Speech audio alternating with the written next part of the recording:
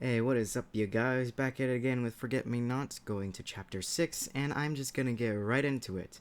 Prepare for my inability to read ass. He didn't know how long it had been when he finally felt well enough to leave the bathroom. Although, well, wasn't exactly the right term for it. Even if his heart had settled down and he could move again, he felt exhausted again. For all the sleep he seemed to be getting recently, he was constantly plagued by the desire for even more sleep. Still, he managed to resist the urge to just curl up in a ball on the bathroom floor and fall asleep on the cold, soothing tile. It wasn't a matter of comfort since he had spent the last week or so out of the streets and the tile was much less scratchy than concrete.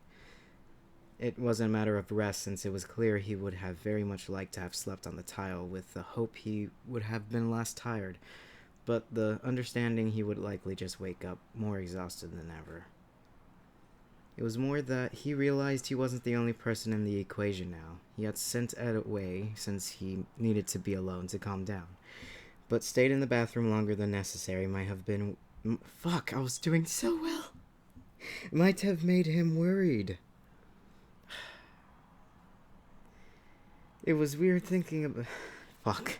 It was weird thinking from the perspective of others. After a few days of thinking only about himself, oh god, mood, he was suddenly thrown into a situation where there was another person.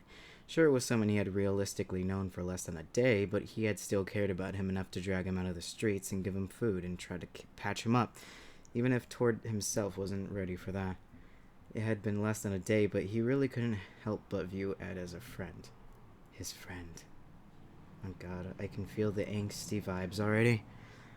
So he turned the knob and slowly opened the door to the bathroom, letting the dark room fill with light from the outside hall. Flinching away from the harsh lights slightly, he waited for his eyes to adjust before he stepped forward and looked down the hall for any sign of the. I did not take a good enough breath for that one. Sign of the telltale green hoodie. However, instead of finding him, he instead found a small pile of clean clothes on the ground. It wasn't his red hoodie, unfortunately, but instead a neatly folded green hoodie, a gray shirt, and a pair of sweatpants. Bending down, he lifted up the pile with his left hand and looked it over, before slowly lifting his right hand to pick up a piece of paper that had been left on top. Sorry. By Ed. Tord frowned, his eyes narrowing at the written apology. Why? What was he apologizing for? Well, wouldn't I like to know? He's not the one that destroyed his own house. What on earth was Ed thinking? And none of this was his fault. He was the one who was doing everything wrong here. He was the one who was weak. He turned the paper over, his frown only growing as he read what was scrawled on the other side.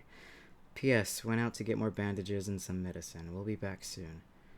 For half a moment he was tempted to prove himself, walked back into the bathroom, snatched up a pair of scissors, and cut the old, dirty bandages off himself.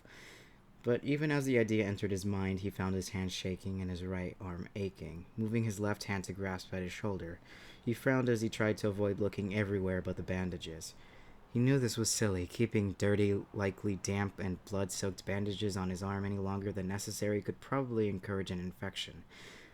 As if you didn't get an infection those 3 days you were outside. But alright. No, not probably. Well, then again, he fucking, survived an explosion, so. The universe just can't get rid of you, Tord. It was guaranteed, but despite knowing this, he couldn't bring himself to march back inside the bathroom and just take care of the matter himself. Closing his eyes, he rested his head against the frame of the door for a second, rounding up his thoughts again. He wasn't going to put the clothes on yet, not until he was clean himself. He could manage that well enough, right? Stepping back and Fuck me running. Stepping back into the bathroom and turning the light switch on, he placed the clothes down on the counter next to the scissors. Looking at the offending sharp tool for a moment, he paused before shifting the clothes on top of it, hiding it from sight. That was a little better. Yeah, at least he didn't have to look at them now. Sighing, he turned back to the shower and turned the knob as far as it could go before slowly trying to get himself out of his own clothes. Getting the pants off were fine. His gray shirt, however, was a little bit more difficult. But finally, after about 5 minutes of struggle, I can just imagine this. He managed to yank the shirt off despite the protest of his right arm and tossed the shirt to the floor. Keeping his arm away from the stream of water, he stepped into the tub and sighed in relief as the hot water ran down his back. That felt nice. He could easily see himself laying down in the bottom of the tub and falling asleep. But getting clean was the biggest priority, so since he stepped back further into the spray of water, closing his eyes and tilting his head back so his hair could get wet. Tor didn't hear Ed return. It had taken him longer than necessary to wash up, although he was working with only one functional arm. Either way, by the time he actually exited the bathroom with fresh clothes on and the green hoodie draped over his shoulders like a cape. Breath! Ed had already returned and was humming to himself as he unpacked a large variety of medications and bottles onto the table of the goddamn fucking kitchen. Noticing him immediately, Ed smiled as he set a bottle of painkillers down on the table. "You look better," he commented as he took a box of to-go applesauce out of another bag and set it down next to the painkillers.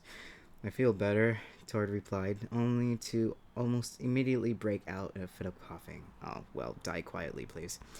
"Well," he started as soon as the rough bout of coughing ended. "Mostly better. I got you some stuff from the store, mostly painkillers and cough medicine, although I did pick up some other things." He reached into one bag closest to him and pulled out a sweatshirt, holding it out to Tord. Unlike the green ones that Ed only seemed to wear, this one was bright red, not unlike the one he had been wearing up until recently. "I thought you might like this one better," Ed said as he held out the hoodie, carefully taking it from him. Tord paused before lifting it to his cheek. "You got a typo there, miss." Lifting it to his cheek and feeling the soft material with the side of his face. It felt nice. He hadn't actually put on Ed's green hoodie that had been offered to him, but he liked this one much more. It felt more familiar to him, as though it was clearly his, despite the fact Ed had just picked it up for him. That was a little bit of a mouthful. Fuck. That must be me. "Can I put it on?" No shit! He asked, looking up at Ed as he held the hoodie close to him. "Sure, it's yours after all." His. I feel like Ed should have said, "No shit." His. He's being way too nice for an Ed. That's just me, though. Now he owned two things, technically, a broken memory eraser gun and a new red hoodie. One was broken and useless, the other felt warm and soft. Looking at his right arm, he paused for a second before wiggling it inside the hoodie first, cringing slightly as the material dragged over the bandages and made his arm sting. Oof. But he clenched his jaw and worked through it in favor of quickly pulling the hoodie on over his head.